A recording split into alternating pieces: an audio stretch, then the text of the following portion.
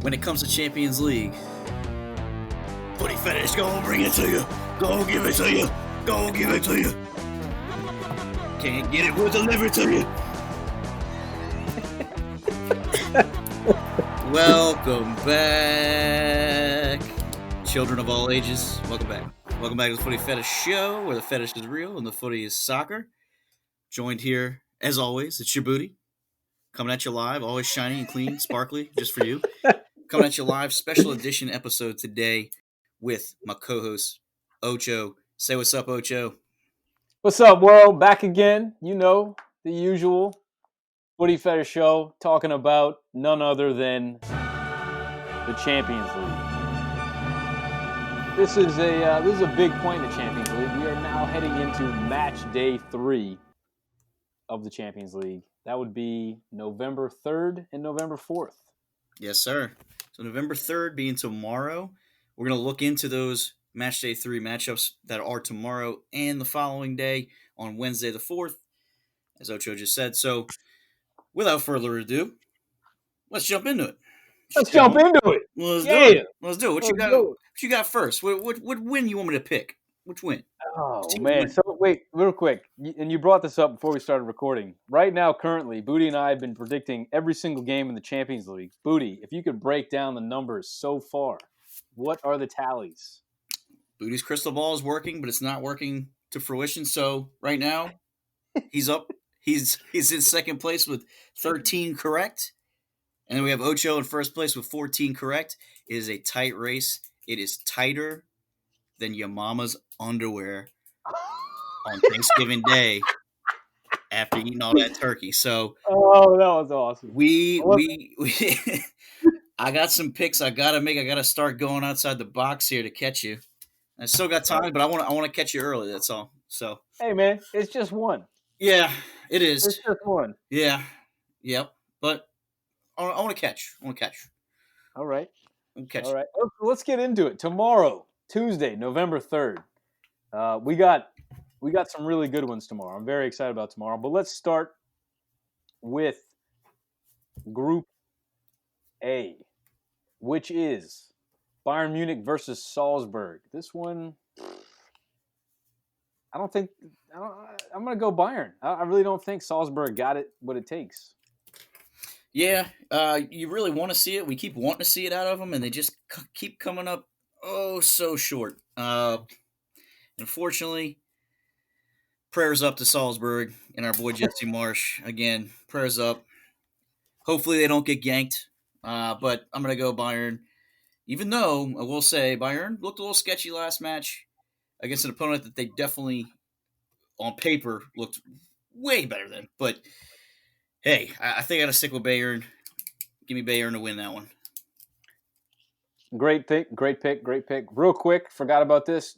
We got a few players missing on both sides. Bayern Munich will be missing Alphonso Davies and Nicolas Soule. Apparently, he just contracted the Rona.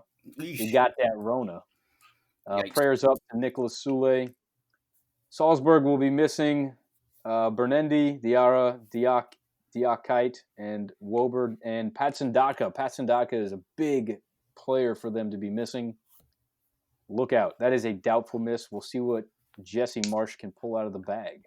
Definitely hurts that they're missing Davies as well, because you would think maybe they could scoot everybody over on that back line to cover the center backs. Maybe scoot Hernandez over, and then you slide in Davies on that wing back. But yeah, that hurts. So that'll be interesting to watch. Maybe I would say Bayern. I think you got to jump on Salzburg early.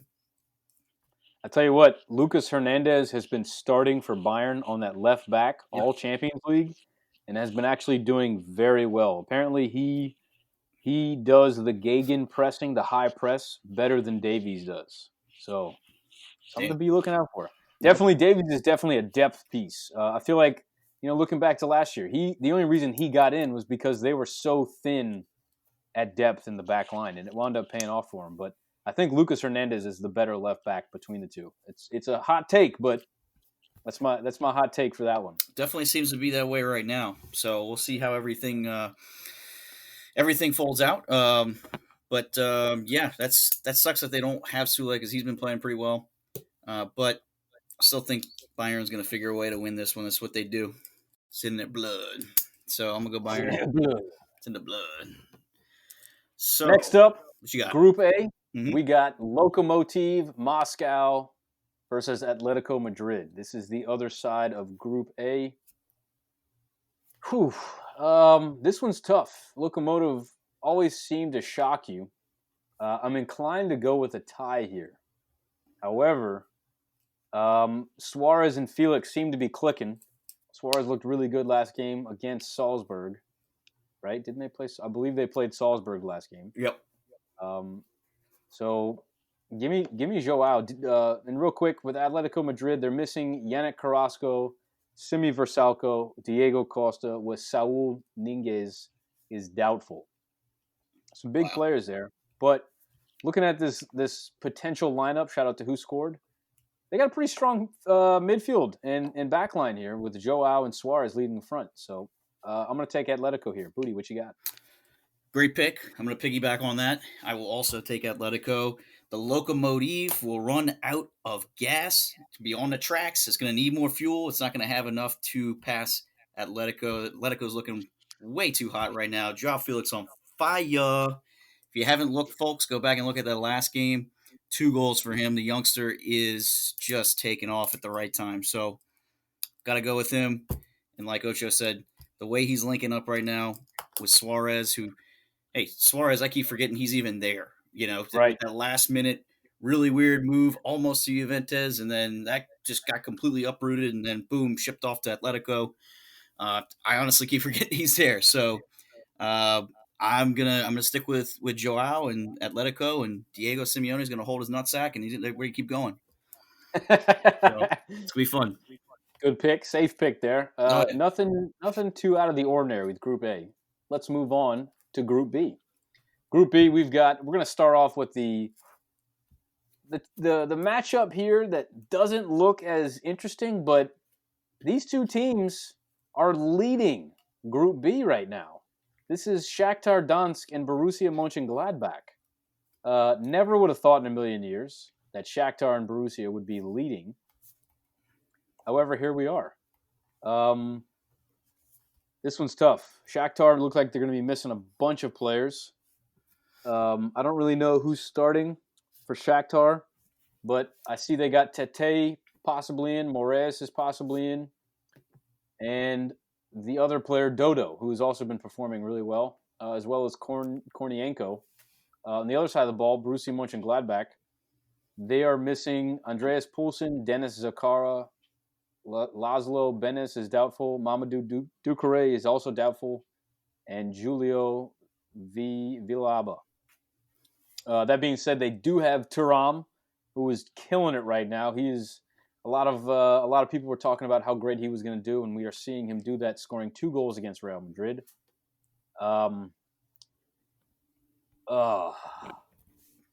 This one's tough for me. Shakhtar is a young team. Looking at their average age here, Borussia Mönchengladbach have a 26.9-year-old team. Shakhtar have a 23.5. You know what? Gladbach have only scored 2 goals. No, I'm lying. They got 4 goals. I don't know. I'm talking without. I'm intentionally not giving you an answer right now. I'm trying to talk myself into an answer, and it's not coming to me. This is not an obvious one. Give me Brazil, baby. Give me Shakhtar. I was about to say, man. Shakhtar boys. I was about to say you got to go with your university, man. That's where you got your scholarship. Yeah, that's where my scholarship is right now. I've got that's my alma mater. Who you got, Booty? Tell you what, man, I love Shakhtar just as much. I really want to point out Dodo. It's a guy that we pointed out last year who had a great Champions League last year, and he's on his way right now.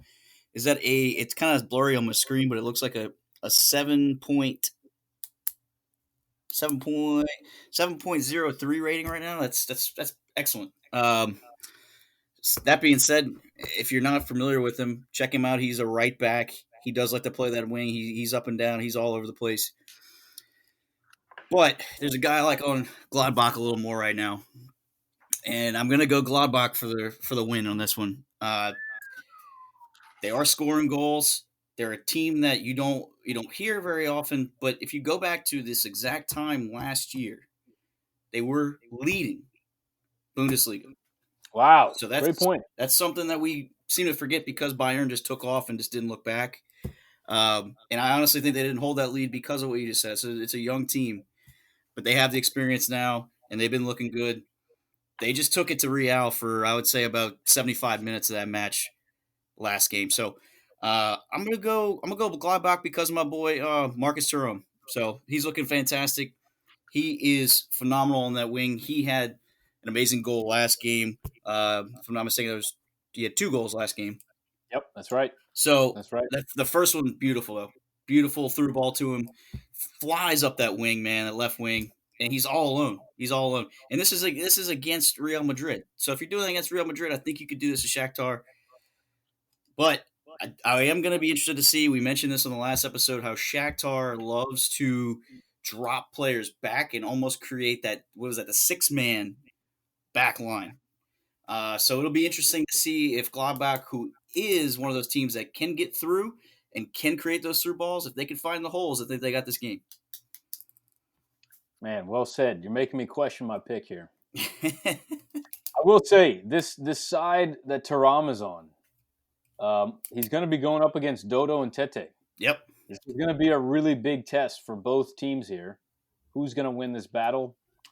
Got to be honest, I don't know. I'm very excited to watch that one.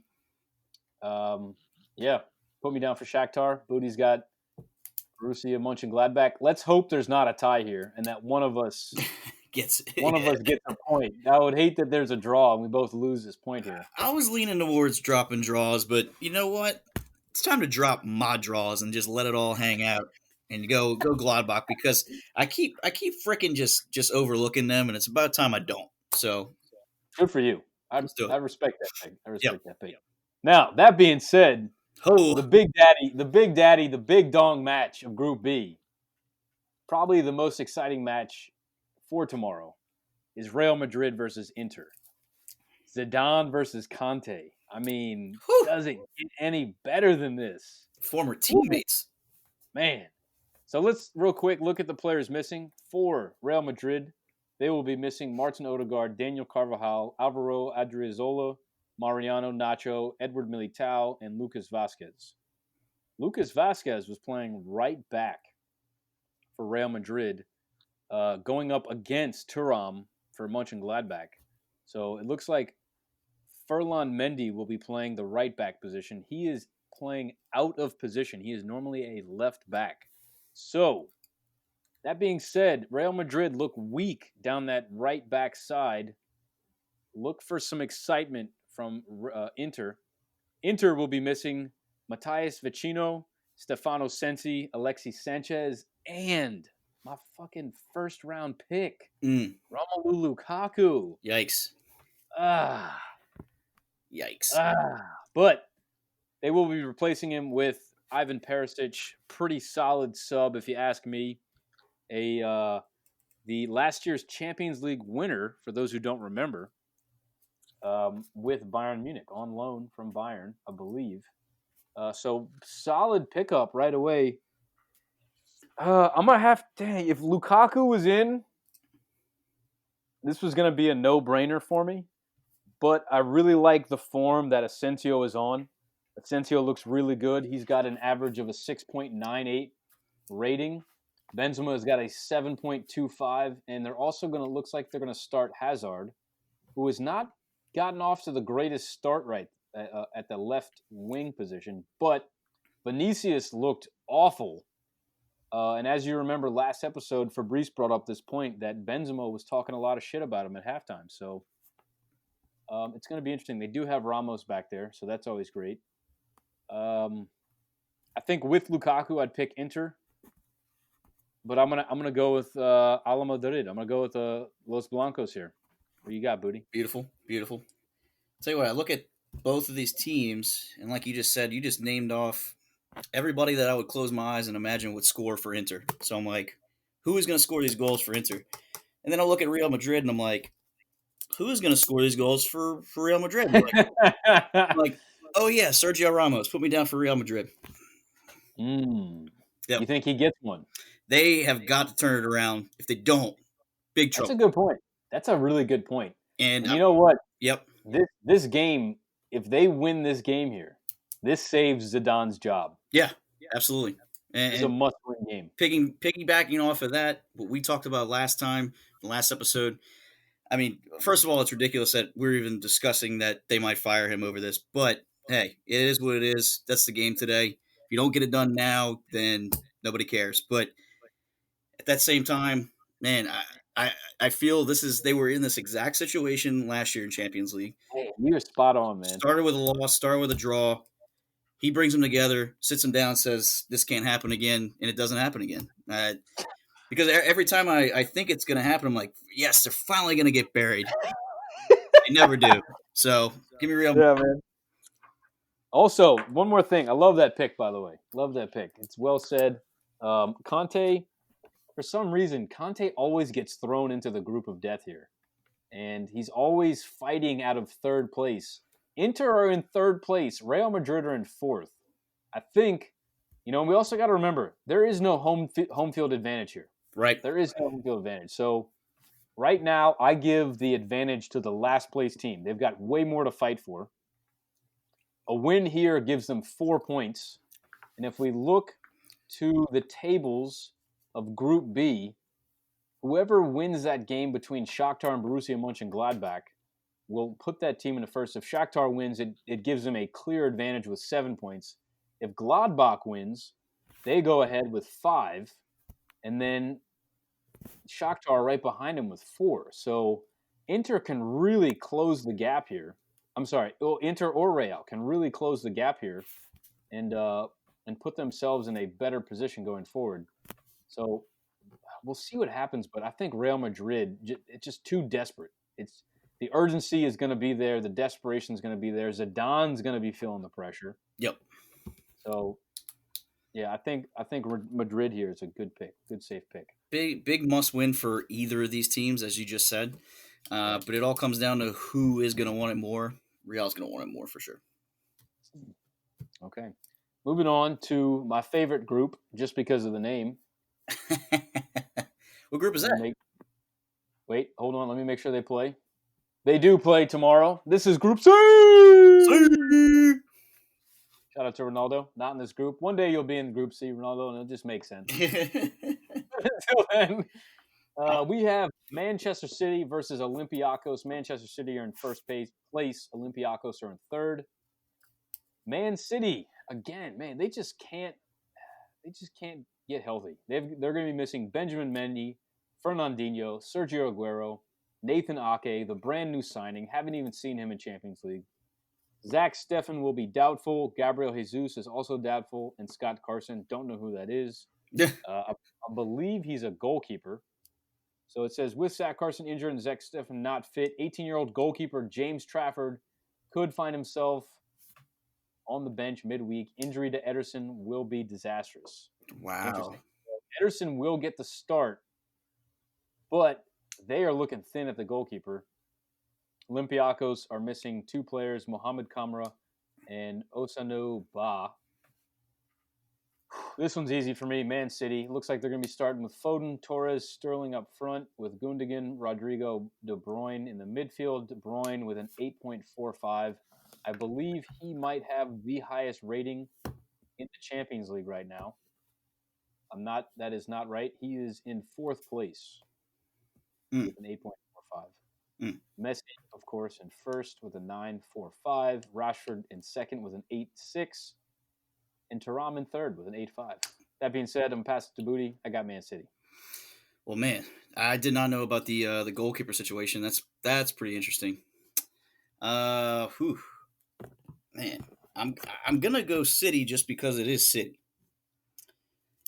That being said, we always seem to make fun of Olympiacos, but they'll just like squeak out some sort of weird, draw maybe. Mm-hmm. I'm gonna still stick with City though. I really think that they're gonna be able to score enough goals that Olympiacos cannot catch up. So Agreed. like maybe 2-3 early goals, and Olympiacos it's just too much for Olympiacos. So I'm gonna go City. Agreed. As long as De Bruyne's on the field, there's going to be chances created. And Pep's high press style of play is going to give De Bruyne the ball in attacking situations. Goals will be scored. Well said. Yep. Piggybacking on what you said there. Yep. Definitely. Moving on to the other half of Group C. See? We've got FC Porto versus Marseille. This is also a really big game for both teams. FC Porto is in second place with 3 points. Marseille in fourth with 0, one of those bottom feeder teams with not a single point. However, a win here puts them in tied with FC Porto with 3 points. It looks like Marseille have a completely healthy roster with Payet back in the squad. He is always very difficult to predict on the field. He is such a creative player. FC Porto will be missing Mohamed Mbaye and Ivan Marcano, but they've got their main men in there, Marega, Corena, and Oliveira, who have all been doing very well. Oliveira with the best rating on this team with a 7.16. As far as who I'm picking to win this game here, this is tough. This is really tough here.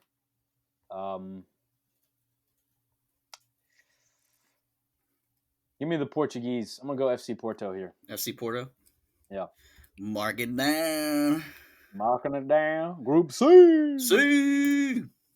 I'm going to go a draw. I'm going to drop a draw. I was about to do that. I'm glad you're doing that. I gotta have one. I got to have a draw drop. But I will say, I did watch Porto and Olympiacos on match day 2. Mm-hmm. Did really enjoy my boy Fabio Vieira. Keep an eye on him. Youngster, got his first career, basically big league goal. So his first Champions League goal. It was, I believe, his first goal in a bigger competition. So with that being said, I want to keep an eye on him. I believe he's only 18 years old. 20. I just looked it up. There you go. Yep. Youngster playing CDM. I love this type of formation. I'm going to say this is the modern formation going forward, the 4-2-3-1. Just so much freedom to do a lot. It gives you a true number 9. It allows your wing backs to really go forward and be a threat in the flanks, as well as allowing your wingers to either play tighter into the middle or take that wide flank position. It's such a dangerous formation to cover when you got the right players on the field. That being said, Porto, I think they can pull this off. Porto. Moving on to Group D. And this is Ajax versus FC Midtjylland. Big titty land. Love them. Give me those boys in the Netherlands. Not even a question in my mind. They don't get the job done. If they do, I'm going to be very disappointed in Ajax here. This is a game that you take advantage of this. Like Joe said, this team is here to have fun. Ajax are in third place with 1 point. Big Titty Land is in last with 0. You need this win to separate yourself from the bottom. You know what's funny too is I'm looking at these ages, and Big Titty Land is actually the older team by about a year. The average age for them is 25.5. You got an average age at Ajax at 24.5. But it's funny because I still feel like Ajax has more experience and just have seen more. And even if they haven't, their squad, their coaches, their staff seem to always get them on the same page. Yes. So I got to go Ajax as well. Man, I'm so glad you brought that up. Ten Hag, the staff. The man will be at a bigger club very soon. But it's okay because Ajax will just bring the assistant coach and give him the job probably. Just move everybody up. And it's crazy the revolving door that they have over at Ajax. It's super impressive to me. You really don't see that much anymore. You used to see it out of Barcelona. You don't really see it much anymore from them. You might see it right now maybe from somebody like Dortmund, but I'd say Ajax is right up there as far as the youth and the academy and and the structure of what they do, gotta go Ajax. I will say I should have done this before I made this pick, but I was so confident in Ajax. They are missing quite a few players. Yeah, Andre Onana, the keeper, the best player on their team, arguably, out. Davy Clausen, I think he's a back, out. Dusan Tadic, out. Martin Stecklenburg, out. And the young Brazilian, Anthony, also, well, doubtful. Um, this makes me reevaluate this pick here. I think, like you said, I love the word we use to piggyback.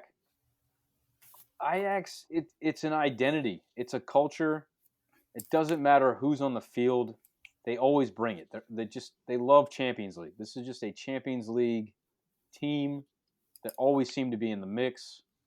It looks like they're going to be playing Huntelaar and Neres as well as Anthony. It looks like they're going to put Anthony in the middle.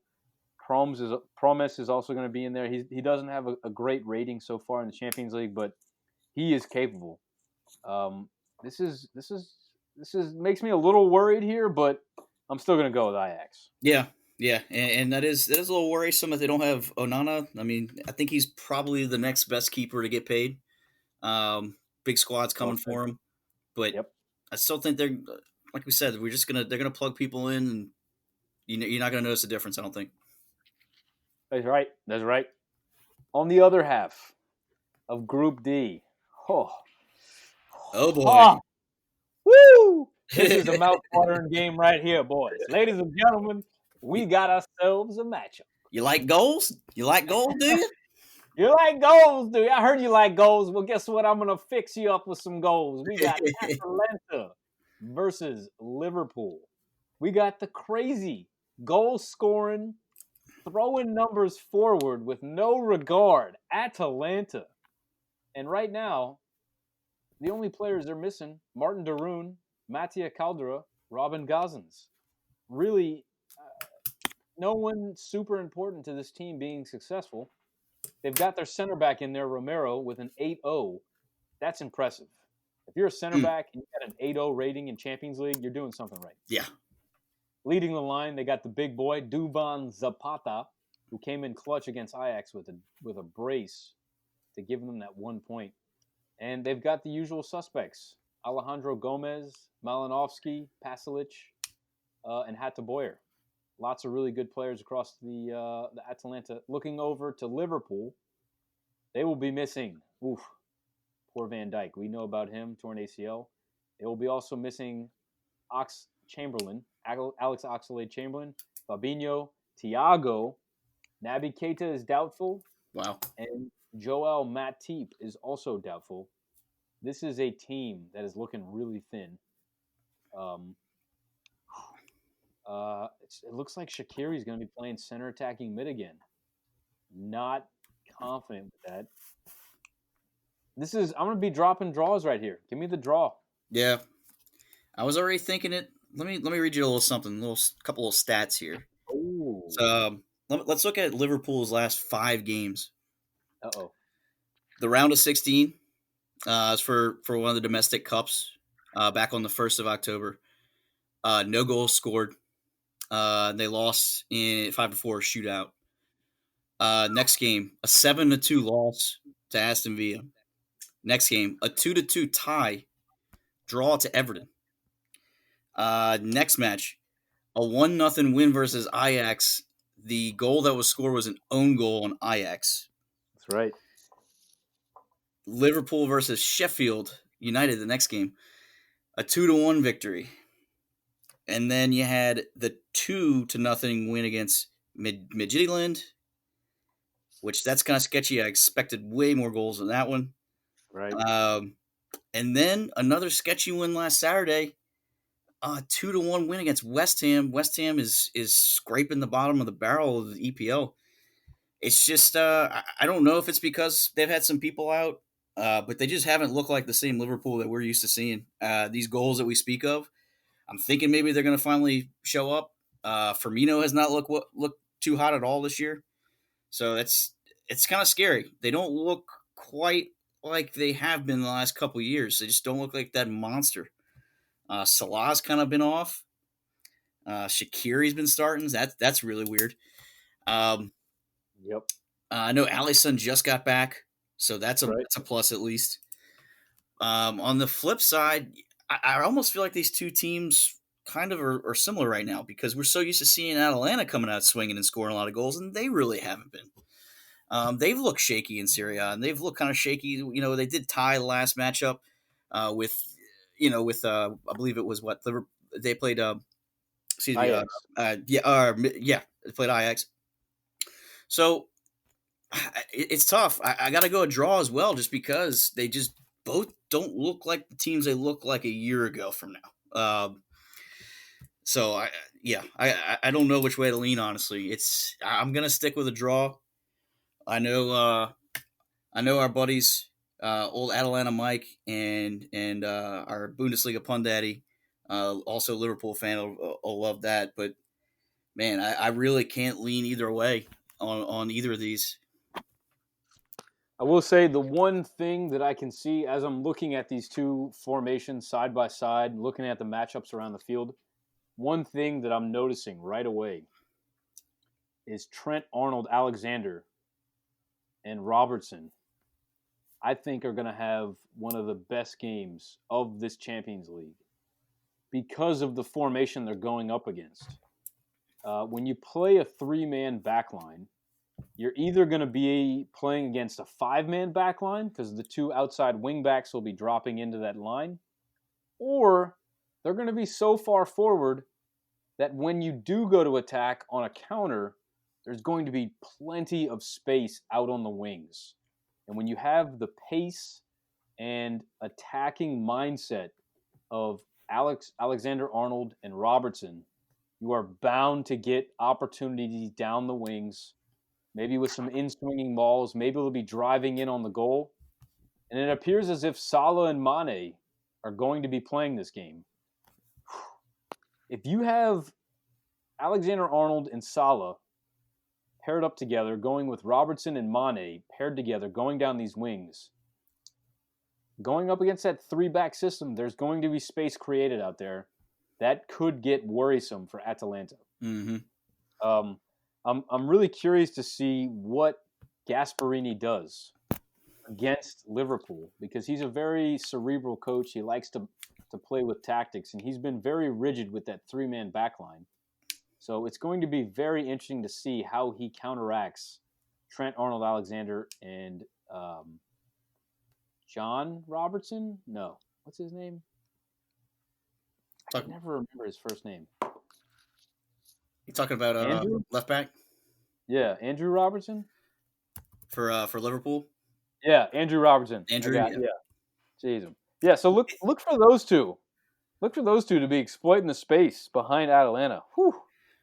I will say this: I'll give Klopp credit on this one. I'll give I know I kind of bashed him a little bit there. I will say at the last match, he did not. I know he didn't start Salah and he didn't start Mane. I think they came off the bench. But then again, I don't know why you wouldn't. Maybe you're just giving him a rest. I don't know. But that being said, I'm really hoping that we got a lot of goals in this one because we just keep expecting it, but we haven't seen it. Really, these two teams take off the way they've been taking off these last few months. So we'll see. Just looking ahead, Liverpool are playing Man City on the 8th of November. Oh, so 5 days later. Wow. This is when you're Klopp right here. This is a dangerous situation because you need this win. You don't need this win. I think you can afford to lose here, but you can afford to draw here. But if you lose this game, you give Atalanta first place in this group. Yeah. And Atalanta have already proven that they can take care of Midtjylland, and Ajax they drew. I tell you what, this is a pickle for Liverpool right here because they definitely need to stay up in the table in the EPL, but they also need to maintain their spot here in Champions League. So this is gonna be interesting. This is gonna be very interesting going forward for Liverpool. Liverpool's definitely my favorite, but for this contest. But at the same time, that's what's dangerous about Atalanta because Atalanta loves that that underdog mindset. So Yes. Yes. I don't, that might be a little boost for him. Who knows? So Mm, definitely looking forward to that one the most. well said. Well, folks, ladies and gentlemen, that closes us out for Tuesday's games. We now move on to Wednesday. This is groups E, F, G, and H. Let's start off with Group E. This is a pretty boring group, if I do say so myself. This is Sevilla versus Krasnodar. Give me Sevilla. Easy. Done. Yes, same. Love him. Been loving him. Give me some more love. Come on in More bed. love. Come on in bed with me. Man, Come on, Sevilla. we want that. We Tuck. want that Sevilla love. Let's cuddle. Let's cuddle, boo. Sevilla in second place with 4 points, right behind Chelsea with 4 points as well. This is a chance for both Chelsea and Sevilla to really just climb ahead. Krasnodar and Rennes here. Let's quickly move on to the other teams, the other games in Group E. Chelsea versus Rennes. Put me down. Rennes is going to be missing Kamavinga and Rugani. It's not looking good. The only player that will be back that was not there last game is Nzonzi, who is a World Cup winner, the French midfielder. But I don't think he is enough to push Rennes ahead of Chelsea. Yeah, that's well said. And we also talked about Chelsea's still trying to really find themselves with all these new signings and just really get everybody on the same page. They looked on the same page last match, but at the same time, you're playing Krasnodar, so I can't tell if y'all really were starting to gel. Oh, last game they were playing Krasnodar, Yeah, right? I, So I really couldn't tell if they were gelling or if it was because they were playing Krasnodar. Another little tidbit.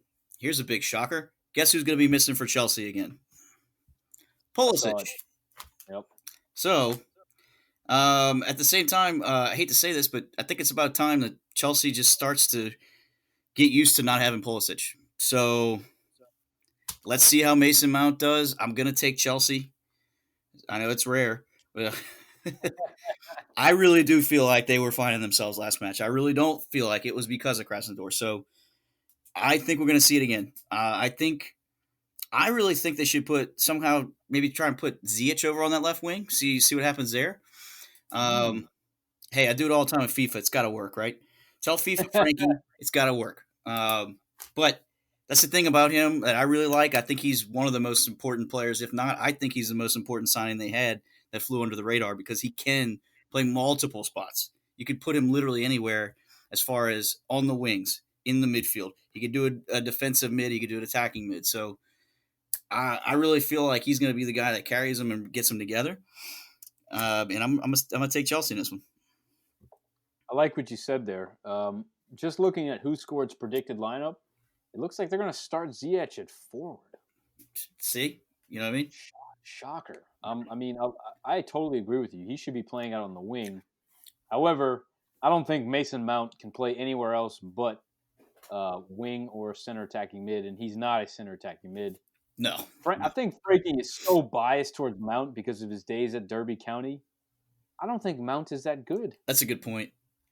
I've always wondered why the hell he keeps getting in this lineup. I don't know why he keeps playing him. I think he sees something in him. Like, you were down there with me in the trenches. We'll see what happens, but I think this is a no-brainer Chelsea win. Yep. Moving on. Group E, electrifying. E, not really. This is also kind of a boring group here. This is F. We just did that was E last one, so we're on F. Thank you. This is why I need you on this podcast. I need you. Off to Group F. Both of these groups here, E and F, are kind of boring. I do love these two teams in Group F here, but they've been kind of letting us down. I don't know. I was expecting more. I was expecting more domination in this group. Yeah. Let's move on to the first game. We got Zenit versus Lazio. Lazio will be missing Luis Alberto, Stefan Radu. Lucas Leiva is doubtful, so we'll see if he plays. Ciro Immobile and Thomas Stratosha were both on the bench over the weekend, with the former Ciro Immobile coming off the bench to score. So look for them to start here. Strakosha is a fantastic keeper. He's got a 7.0 rating so far in Champions League. Chiri Immobile with an 8.2. I don't believe he played last game, and he still has got an 8.2. COVID So, last game. ah, Yep. so look for him to catch up right where he left off. Give me Lazio. You got Immobile and Correa up top. You got Milinkovic-Savic behind him. If Lucas Leiva is starting this game, this is a no-brainer. Lazio take this one, put it in the bag.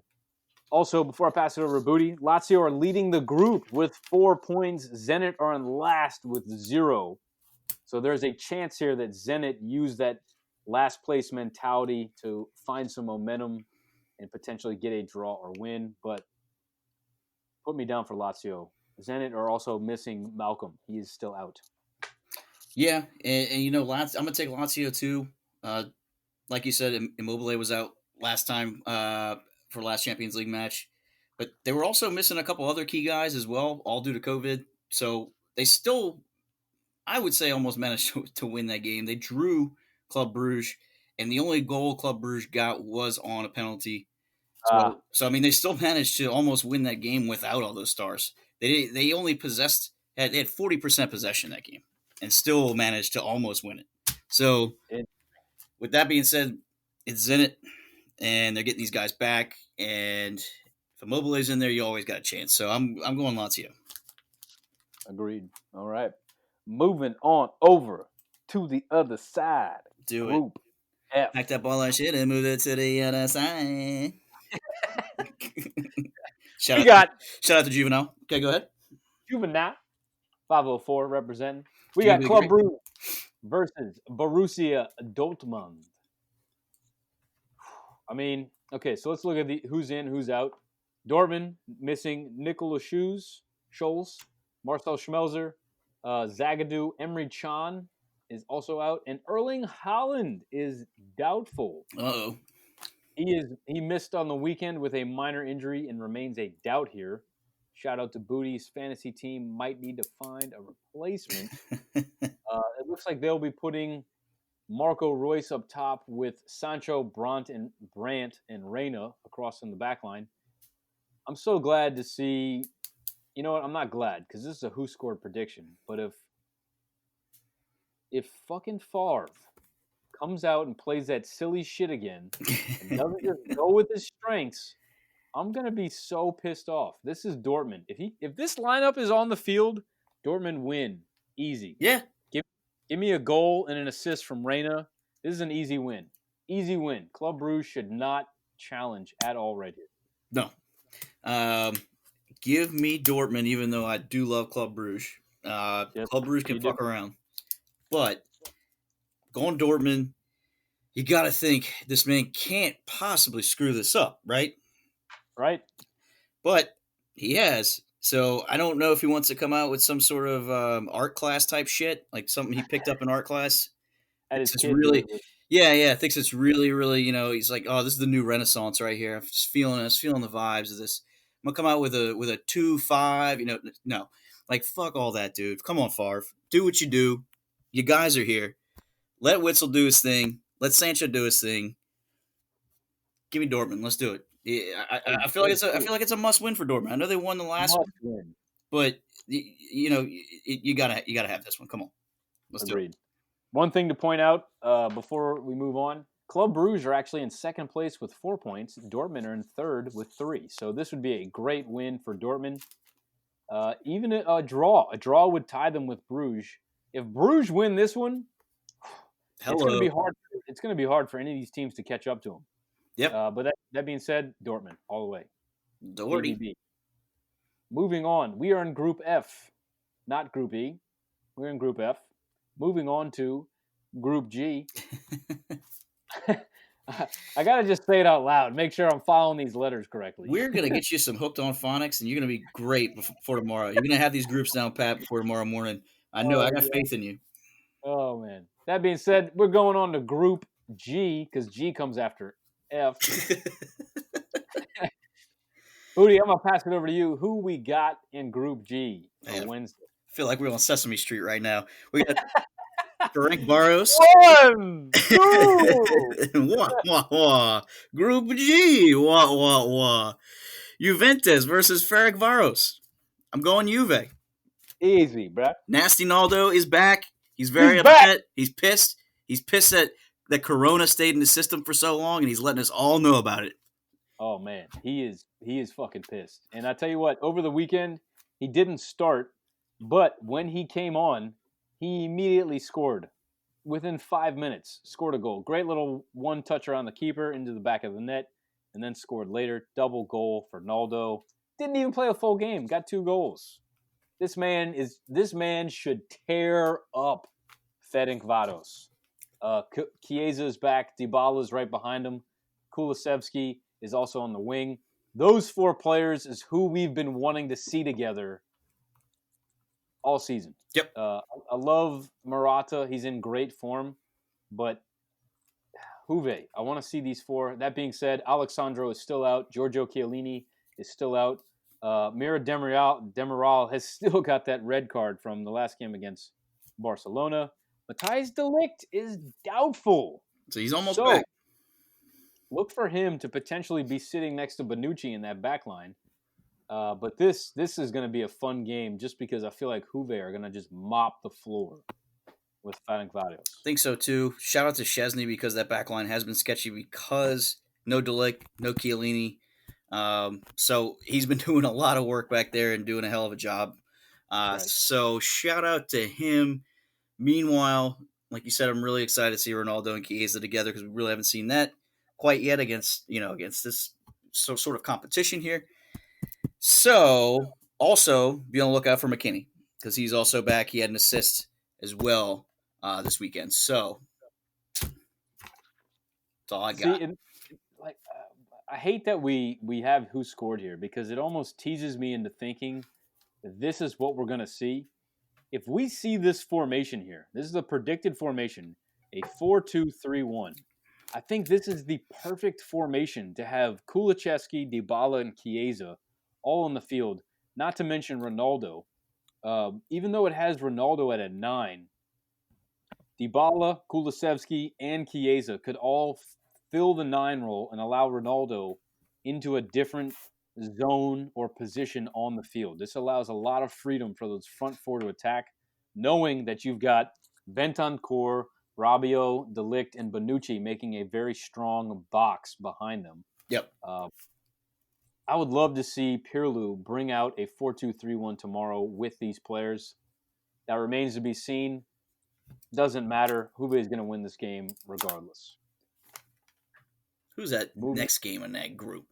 This next game here, this is Barcelona, Dynamo Kiev. Barcelona did beat Juve 2-0 last game, but they will be missing Philippe Coutinho, Samuel Umtiti, and Marc-Andre ter Stegen. Who scored also has them as a 4-2-3-1 here, which I believe they played last game and did really well with Messi. Messi's got a 9.45 rating in this position. Dynamo Kiev will be missing quite a few players. It looks about a dozen players will be out for Dynamo Kiev. No one that I really feel like trying to pronounce their name. So we're just going to move on here. Put me down for Barcelona. I'm sorry, Dynamo Kiev. I haven't watched you enough. You're missing a lot of players, which means that you have a lot of new players on the field, which means there's not going to be a lot of chemistry. Booty and I just commentated a game over the weekend, and I got to be honest, that team looked like they did not have a lot of chemistry and lost 7-0 to our hometown boys, Crescent City FC. Go give them a follow at Crescent City FC on Instagram and Facebook. Give me Barcelona here. Yeah, I'm going to take Barca too. Barca, they have actually been looking a hell of a lot different and a hell of a lot better than they did this time last year. So I'm going to go Barca as well. Dynamo, glad to have you here. Enjoy the party. So Dynamo are in third place with 1 point. Barcelona in first place with 6. Look for them to win this game and really clear the other teams in this group.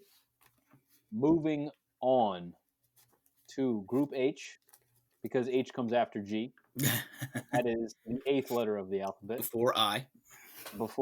That's right.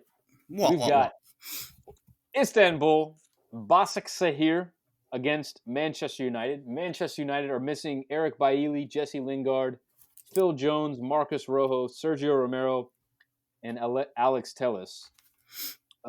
Not those are some key players, but looking at who's going to be on the field doesn't seem to be making a difference. I will say that center back looks a little sketch. I've never seen this player before. Twanzebe,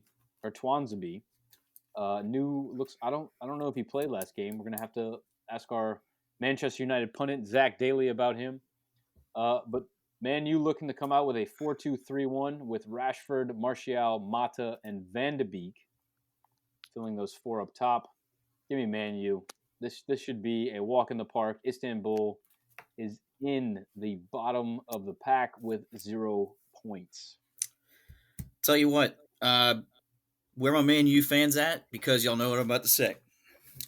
You've been looking great, so this is totally a game you'll screw up, right?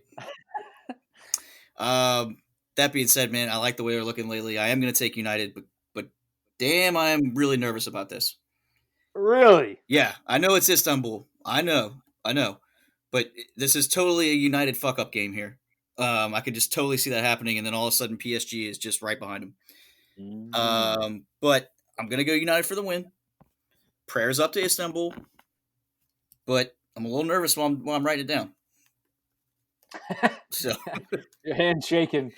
The one thing I'm gonna shout out that I've been noticing lately, the last couple of games for United, especially in Champions League, Mr. Pogba has come off the bench and done phenomenal off the bench. If I'm not mistaken, he has 2 assists in 2 games off the bench. So it's pretty nice to have that option coming off the bench for you. Give me United.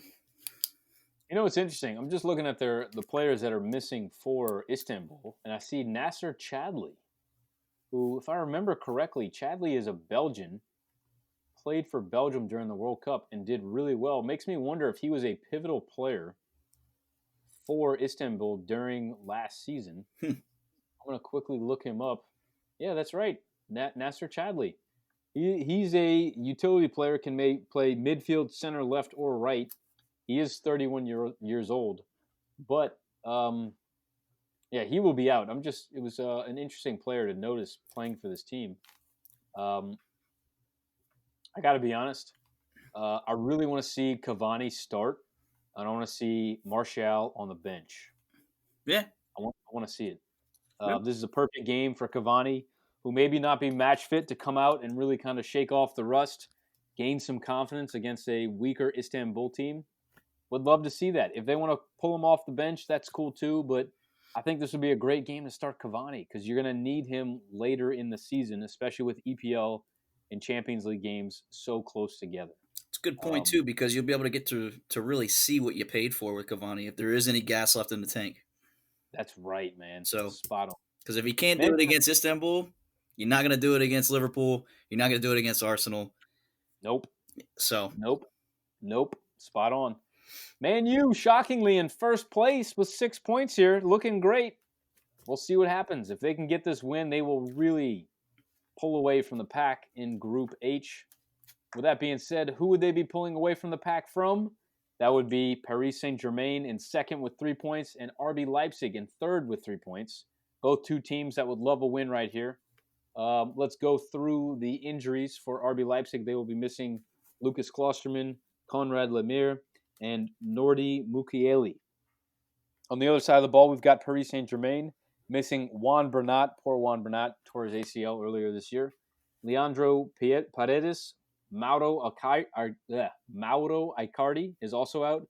Marco Verratti is also out. Wow. Neymar is out. And Julian Draxler. They are missing a heap of players here. Yikes. This is rough. This is really rough. They will be traveling to Germany here. But I'm going to piggyback off of Booty's hot take last episode. Booty, do you remember that hot take? Which one? I always have so many. Oh. So many. Moise Kean. He's carrying PSG. He will be starting at the number 9 in place for Mauro Icardi. He's going to have Di Maria and Mbappe on side of him. I mean, talk about taking the pressure off your back when you got players like that on left and right of you. This is going to be an interesting one. RB Leipzig looking to go back with their 3-4-2-1 that we saw them play against Man U and get smashed with. So really good to see that formation because that means the coach is trying something new with his team. I always find it interesting when a coach tries a new formation, gets smashed, and goes, that didn't work. It shows that they don't trust. He doesn't trust his teammates or his players to learn and grow in this formation. If he continues to roll with this formation, it shows that he's trying to implement a new formation with this team. I think he really wants to see Konate, Upamecano, and Hasselberg together in that back line. He's also got Angelino and Hendricks, who are both really great wing backs on the outside of that midfield. I don't know what to expect here. I'm talking into a non-result because I'm not sure who is going to win this game. You've got Kimpembe and Pereira as the center backs for PSG. I don't know. I don't know, man. I could see a draw here. But I could also see PSG pulling away because that front three is dangerous. It's dangerous, It's man. true. Gosh. Looking at this game right here, I realize I need to drop Gulaci from my team because I'm predicting goals from PSG. Poulsen has not really impressed me. I'm going to pass it to you. I'm going to let you pick this one first. All right. PSG has not looked like the PSG that we have known, or the PSG we at least saw in the Champions League final last year for sure. It has to make you wonder: is it because of Thiago Silva? Ooh, I really think so. They're giving up goals. They're not scoring them. Neymar's still getting hurt left and right. And if I'm gonna go ahead and run with my hot take, that hot take being, I really think maybe Keane all of a sudden takes over, and PSG finds a way and says, you know what, we're done with this Neymar thing. Let's move on. Let's see what we can get for him now. Because Keane will be a cheaper option, and right now it's what, 3 goals in 2 games, two goals in 2 games, I believe, for Keane. Either way, 2 goals in 2 games is quite a result for Keane. And he's a guy that, back when he was with Juventus, he was doing this. He's been in the big spotlight, so that's not even a question for him either. So for me, I'm gonna go PSG. I'm gonna do PSG. See, I really like Keane, Mbappe, and Di Maria up top. Definitely.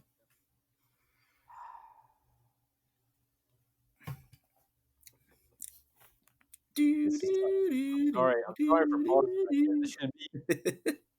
This pause makes me want to go with a draw because I know that RB Leipzig is capable. However, we saw him fall apart against Man U. So I'm saying I picked him against Man U, and good God, I think you did too. Man, we got just straight RB. shit on. Damn. All right. Well, for the sake of the entertainment of this podcast, I'm going to go with a draw. I'm going to doubt PSG. I would love to be shocked and surprised here. Dropping I'm going to drop a draw here. I will say, fun little fact here. There was a lot of chatter about Icardi going to Milan next year. Oh, back. Apparently, Wanda congratulated AC Milan after they beat Inter. yikes! Wanda always stirring the pot. God, she loves to create drama, you know? Oh, man. Wanda. All she did was, whatever. Anyway, Icardi could be on his way out, especially if what you said, Booty, especially if Keane really steps up here and starts putting goals in the back of the net. That's what PSG need. I think they've really missed Ibra ever since he left. He was a goal scorer. He was a leader, someone that the team could lean on. Or seen it with AC Milan. He recently got quoted in the media saying, I tell all the younger players to put the pressure on me. You guys are young. Play your game. I'll take all the pressure. If I miss a PK, it's okay. I can handle it. Let's just do our best. Keep playing your game. I think Keane steps into this role. I like your hot take, man. I'm gonna ride on that coattail, but give me the draw here. I'm gonna go with a 2-2 draw. 2-2 draw. Dropping draws. Love it. Love it. What day? Right. What underwear am I wearing? Well, man. All right. This closes us out for match day 3. We wanted to do a quick recap, pre-episode here. We are just under 1 hour, 59 minutes, 48 seconds. Let's get a quick closeout here, Bree. I'll close it out real quick. I'm gonna do a shout out for both of us. You've already mentioned them as well, but our shout out today, joint shout out, is to Crescent City FC, pretty newly formed club here in New Orleans. We had the pleasure of doing their commentary for their previous game, a 7-0 win by our boys. Hell of a match. We'll be doing some more for them, and hopefully you'll be hearing more about them from our end. But definitely a pleasure. Super honored, super humbled to be there. Really, really fun. And hats off to everybody who's had a hand in that. The ownership, the coaches, even our buddies that were helping us as far as the IT side of things. So really fun. It's a big joint effort. A lot of these guys are not getting paid, so including us. So, but you get paid beer and pizza. That's right. Yeah, we did get it. Yeah, I'm always down for that. So, but it's always good to watch good soccer. It's always good to converse with people who also love the beautiful game as well. So we want to keep that up. We want to give them a shout out. Go follow them. They're on all your major platforms as well. They're at what is it again, Hugh? Is it? I think it's Crescent City FC. Crescent City FC. There you go. Let me verify this. I'm going to Instagram real quick. Come on, computer.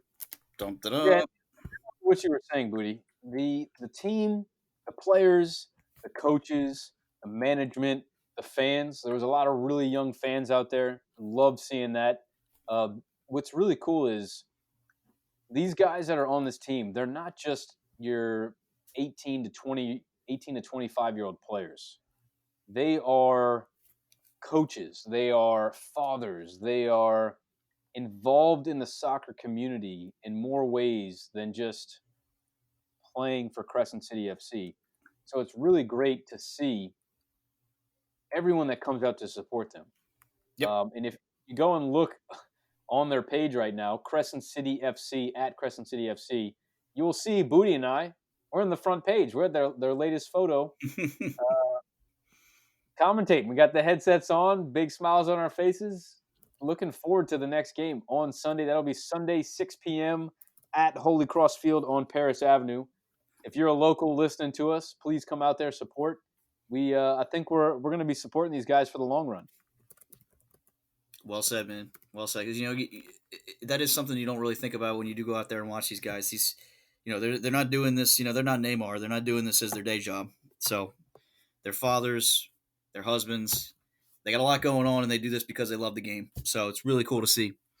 But again, it's really cool to see everybody come together, because without literally every single person putting forth the effort, this would not even be a thing. So really cool.